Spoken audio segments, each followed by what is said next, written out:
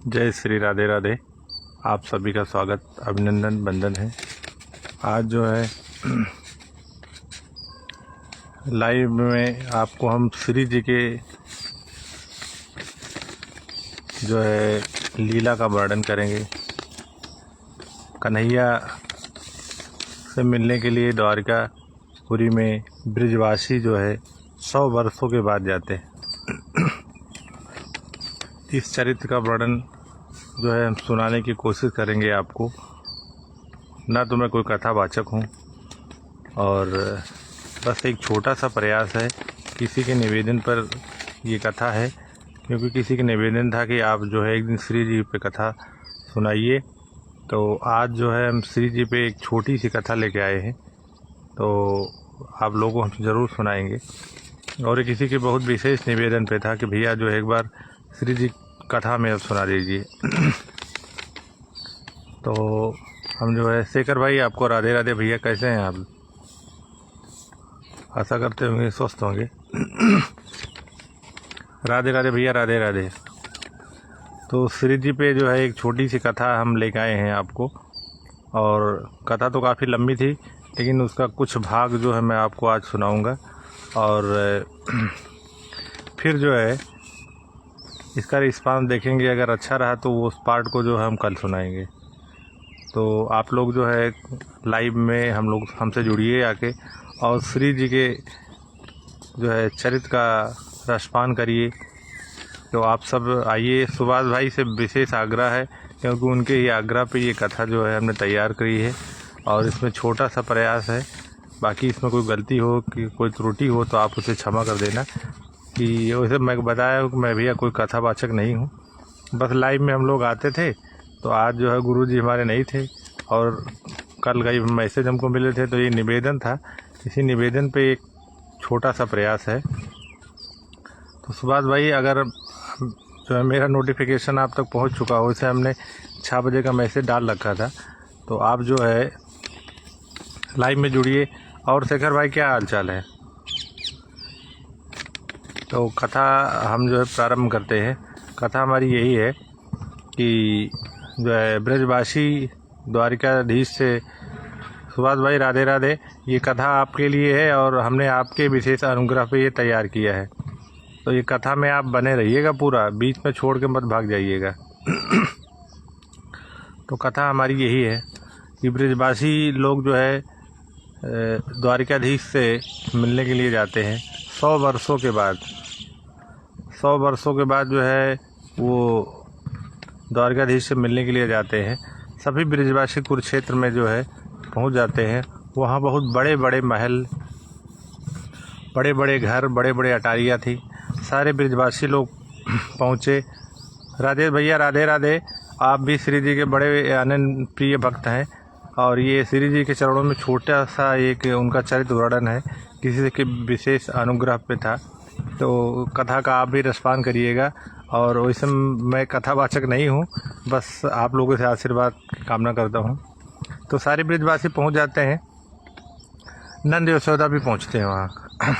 हाथ में छड़ी लिए यशोदा मैया बोलती हैं, यहाँ तो लाला आवेगे, लाला आवेगे। अब तो यहाँ कोई दिखाई नहीं दे रहा, कोई हमारी सुध ही नहीं ले रहा है। आप तो कहते थे कि लाला आवेगे। तो नंद जी कहते हैं, आप चिंता ना करो, जो है कन्हैया आएगा। कन्हैया कहाँ है, कन्हैया कहाँ है? तो ऐसे ऐसे बोल रहे थे। तो वहाँ के जो वासी थे, जो द्वारपाल थे, बोले भैया ऐसा ना बोलो, हमारे राजा धीराज श्री कृष्णचंद्र द्वारिकाधीश। तो बोले हाँ हाँ भैया, उनका नाम तो बहुत बड़ा है। हम तो कन्हैया बोले, हम तो ब्रिज के लोग हैं, ब्रिज के लोग हैं भोले भाले, हम कन्हैया नाम जाने, कन्हैया जाने। अब तो द्वारिकाधीश श्री कृष्णचंद्र जी ठाकुर जी बन गए हैं। तो ठाकुर जी की तुलसी अर्चना चल रही थी, पूजा चल रही थी। बड़े बड़े ऋषि लोग जो है आए थे, तो उनकी पूजा चल रही थी।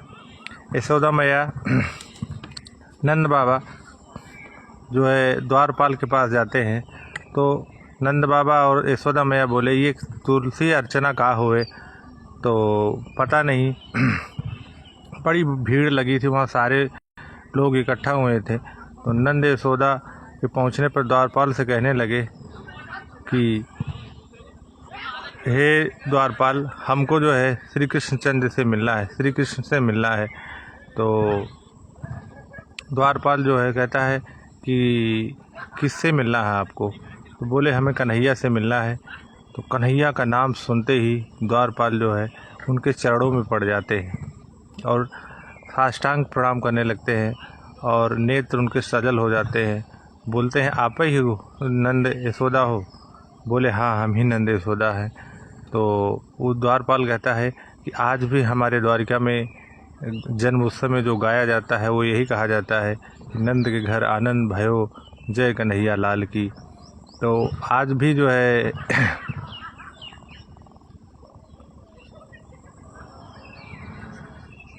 ठीक है भैया, देखते हैं तो आपके लोग भी देखिए, तो आप कथा का आनंद लीजिए भैया सुभाष भाई। तो द्वारपाल कहता है कि हमारे यहाँ तो ये आज भी वही जो है नंद यशोदा का गायन किया जाता है, आप धन्य हो। आप वो बहुत खुश हो जाता है, उनके श्री चरणों में पड़ जाता है, साष्टांग प्रणाम करता है और उसके नेत्र सजल हो जाते हैं। तो द्वारकाधीश के पास जो है द्वारपाल जाते हैं, अंदर जाते हैं और वहाँ श्री कृष्ण की जो है पूजा अर्चना चल रही थी। तो वो अंदर जाके जैसे ही कहते हैं कि नंद और यशोदा आए हैं बाहर, कृष्ण भगवान जैसे ही जो है नंद यशोदा का नाम सुनते हैं वो आश्चर्यचकित हो जाते हैं और बेसुध हो जाते हैं, क्योंकि ठाकुर जी जो है ब्रिज में 11 वर्ष 56 दिन रह के आए थे। 100 वर्ष हो गए हैं, 100 वर्ष पूरे हो गए कन्हैया से मिले हुए। तो आज जो है कन्हैया के दर्शन हो गए।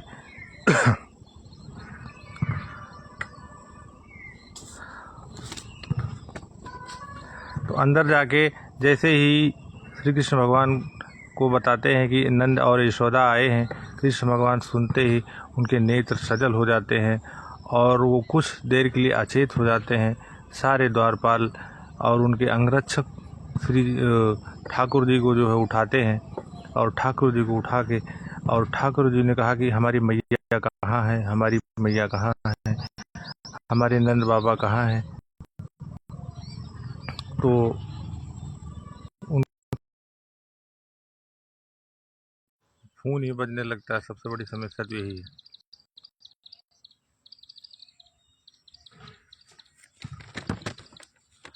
तो ठाकुर जी कहते हैं जल्दी लेके चलो, जल्दी लेके चलो मुँह को जल्दी लेके चलो, मैया के पास ले चलो, मैया के पास ले चलो। और जो है नंद और यशोदा मैया जो है वहाँ बाहर खड़े रहते हैं। यशोदा मैया की आंखों की ज्योति चली जाती है, कृष्ण के याद में रो रो के उनकी आंखों की ज्योति चली जाती है, क्योंकि 100 वर्ष हो गए, 100 वर्ष में उनके नेत्र से ज्योति चली जाती है, उतना अब दिखाई नहीं देता है।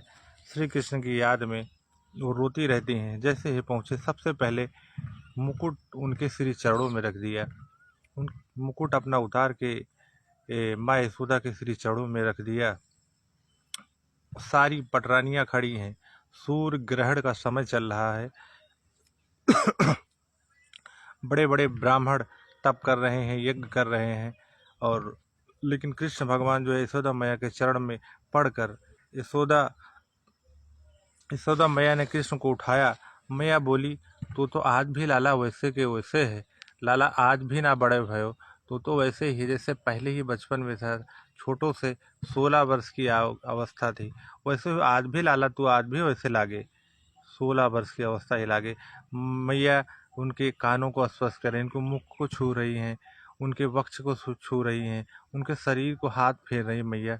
मैया यही बोलो लाला तू तो ऐसे ही लागे जैसे बचपन में लागे, लाला तू तो ऐसे ही लागे जैसे बचपन में ही लागे। माँ खूब दुलार कर रही है, खूब प्यार कर रही है, खूब लाड कर रही है, और कृष्ण भगवान की आंखें सजल हो जाती हैं। वो रोते रोते जो है मैया के वक्ष से लिपट जाते हैं और मैया के वक्ष को टटोलने लगते हैं कि मैया मुँह को दूध पिला दे, मैया मुँह को दूध पिला दे। कृष्ण भगवान जो है विरह में उनके रोने लगते हैं, मैया के वक्त से लिपट जाते हैं। सारी गोपियाँ सारे रानियाँ, कृष्ण भगवान के पुत्र पौत्र, सारे दरबार में सारे दरबारी सारे लोग खड़े रहते हैं। पर कृष्ण भगवान वही बचपन का भाव जो उनका ब्रिज में हुआ करता था, वही प्रेम वही लाड जो है चल रहा था। तो ये सब जो है सारे जो उनकी अशरानियाँ थी वो सब देख रही थी। ठाकुर जी बोले, मैया मुझको क्षमा कर दे, मुझको क्षमा कर दे मैया, तुमको मैं वचन दे के आया था कि मैं फिर आऊँगा, पर मैं आ ना सका मैया, मुझे क्षमा कर दे यशोदा मैया, मुझे क्षमा कर दे। ठाकुर जी के मिलन पर बोले कि हम लोग ब्रिज के लोगों जैसा प्यार नहीं किया। जो द्वारिकापुर के वासी थे उनको लगा कि जो है जो ब्रज के लोग हैं जितना प्यार करते हैं वो प्यार हम लोगों में नहीं है। वो जो है ब्रज के प्यार को देख के वो अपने आप में लज्जित हो जाते हैं। सारे लोग जो है जो ब्रिज से आए हैं सबके गले लगने लगते हैं, सबके गले से लिपट जाते हैं और सब बोले, भैया ब्रिज से हो, ब्रिज से हो आप? बोले हाँ ब्रिज से हैं, ब्रिज से। सारे ब्रजवासियों के गले लगने लगते हैं। सब लोगों ने बहुत प्यार दुलार किया और ठाकुर जी को भूल गए कि हम जो हम यहाँ के राजा हैं, राजा धीराज हैं, उनको ये सब नहीं आया। ये सूर्य ग्रहण का समय चल रहा था और सूर्य ग्रहण में ये प्रेम मिलन चल रहा था। पूरे ब्रजवासी द्वारिकावासी ये ब्रज का जो है मिलन जो है बहुत ही मधुर, प्रेम की ज्योति के आगे जो है जो पूजा अर्चना की ज्योति थी वो ठंडी पड़ जाती है, क्योंकि प्रेम का मिलन जो है वो बहुत अद्भुत और अकल्पनीय होता है। तो सारे ब्रिजवासी और द्वारिकावासी जो है मिलते हैं और ये सब मिलन चल रहा था कि जो रुक्मणी जी भी आ गई और रुक्मणी जी के आने पे ही ठाकुर जी की विरह वेदना शांत हो जाती है। मैया बोली, लाला ये लक्ष्मी जैसे चमक रही है, ये कौन है? भाई बोले, लाला जो लक्ष्मी जैसे चमक रही है, गले में नौलखा हार है, ये लाला कौन है? ये लाला ये कौन है?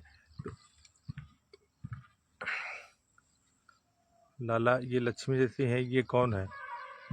भगवान के पुत्र प्रद्युम्न की आयु 50 वर्ष, उनके पौत्र की आयु 25 वर्ष और परदादा भगवान श्री कृष्ण की आयु 16 वर्ष। ये आज भी वैसे हैं। जिस अवस्था में विकार आना शुरू हो जाता है उस अवस्था को श्री कृष्ण भगवान कभी पाते ही नहीं है। वो 16 वर्ष से ज़्यादा कभी होते नहीं हैं।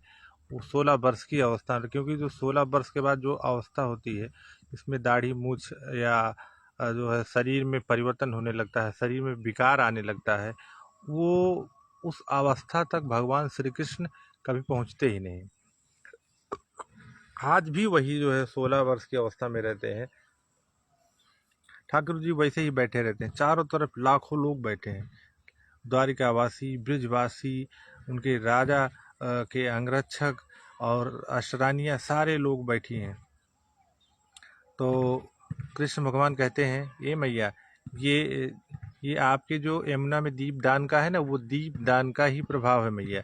आपने कहा था कि मुझको लाला की ऐसी बहू आवे जो ब्रजवासी या सारे ब्रह्मांड में ऐसी बहू ना होवे, वो वही ये आपके दीप दान का ही प्रभाव है मैया। ये रुक्मणी जी है और रुक्मणी जी और भगवान श्री कृष्ण को मैया गले से लगाती हैं, हृदय से लगाती हैं और दोनों को खूब आशीर्वाद दुलार करती हैं। और मैया के पास जो रहता है सारा उतार के जो है वो कहीं कानन के कुंडल उतारें और गलन के हार उतारें और पायल उतारें, सारे मैया सबको देवे। तो सब लोग मना करे, ना मैया ना, मुझको ना चाहिए। तो मैया बोली, काहे ना दो, मोरा हक है, हम कम बहुन के काहे ना दे, मुँह दिखाई में कुछ नहीं दिया आज तक, तो आज जो मेरे पास है सब कुछ देंगे। ये तो सब कुछ तो आप ही का है, मेरा कुछ नहीं है। तो मैया अंगूठी उतार के दे, कुंडल उतार के दे, मतलब सब कुछ जो रहा सब मैया उतार के दे। ये जो है सब कुछ चल ही रहा था। तो कृष्ण ने कहा कि ठाकुर जी से कि जो है कुंज में श्री जी आई, श्री जी यानी राधा रानी।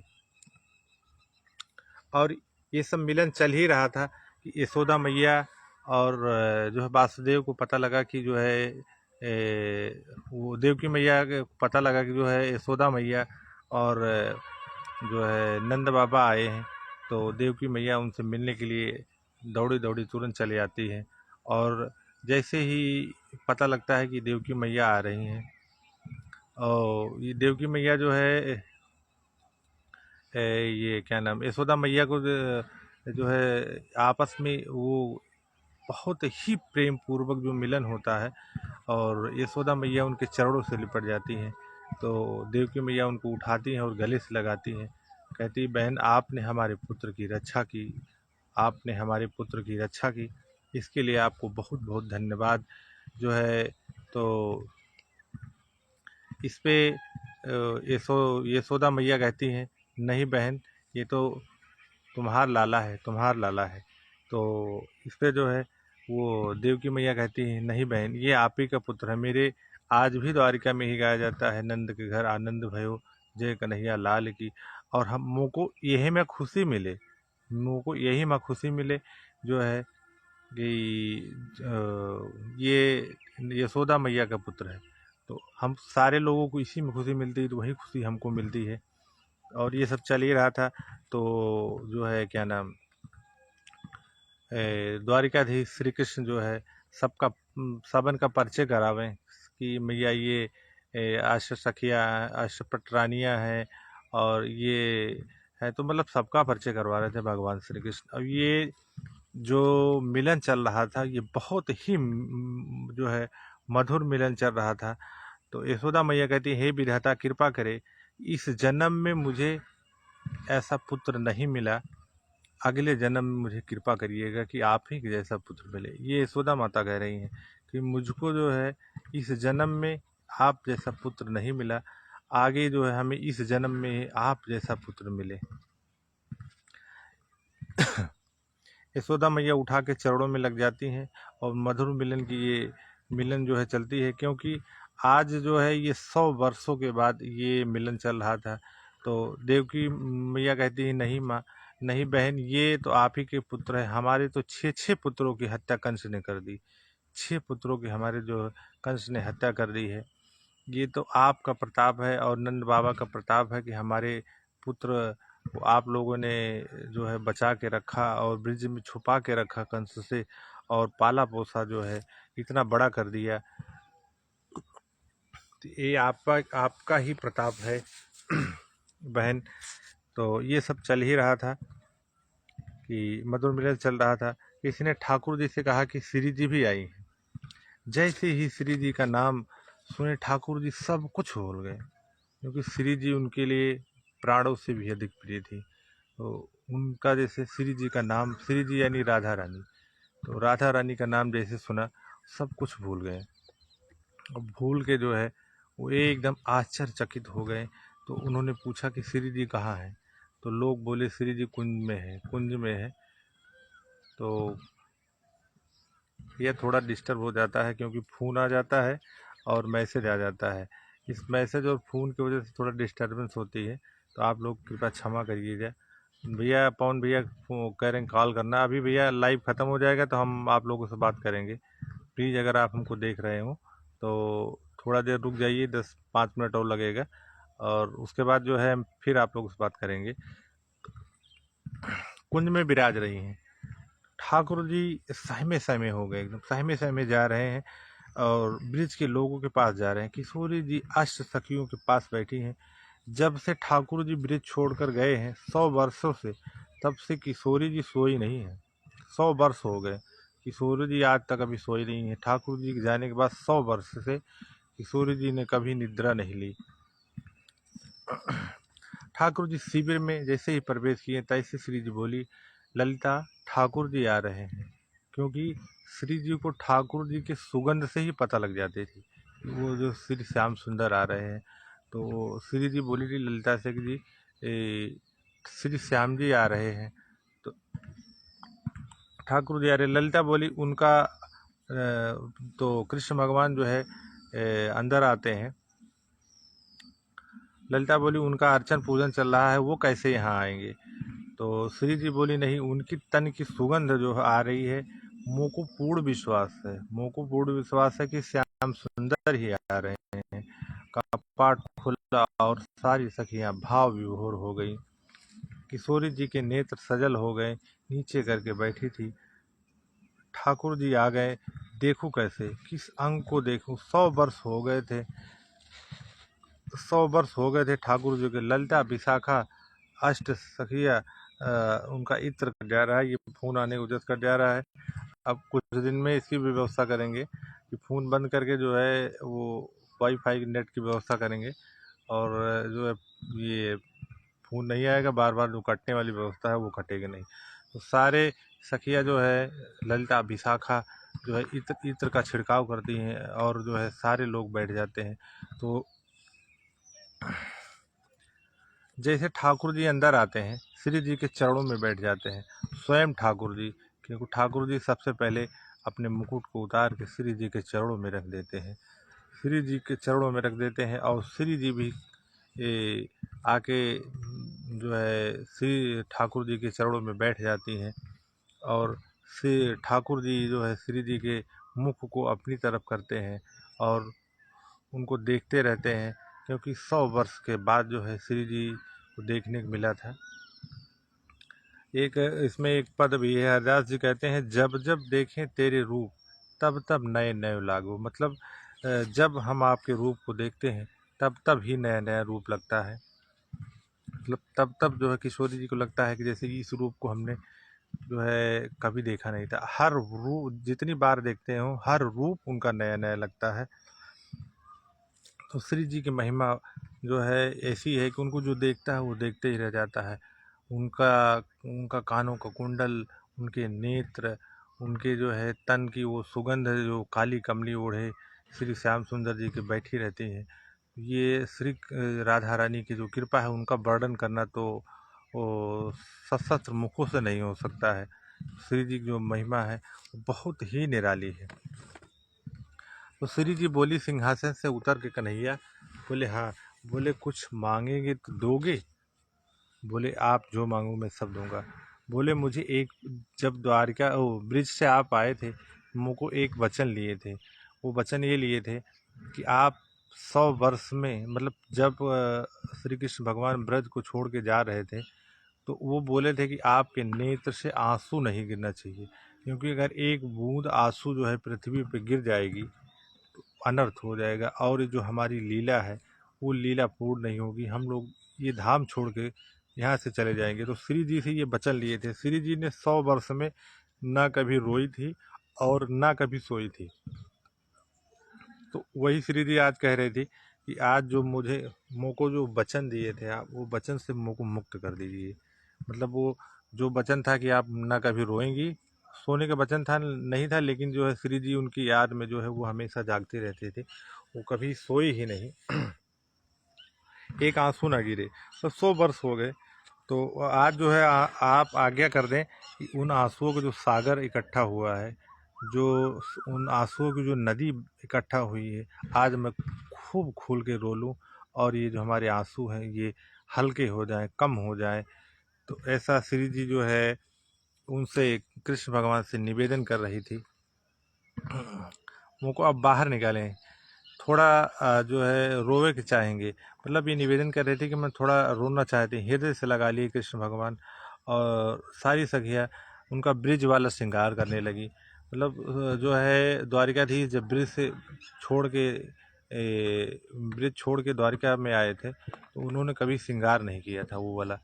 तो जो है सारी सखियों ने मिलके कन्हैया का श्रृंगार किया। वो चंदन, वो कानों में कुंडल, वो काली कमली, वो मुंह में श्रृंगार, और नेत्रों में जो है चंदन।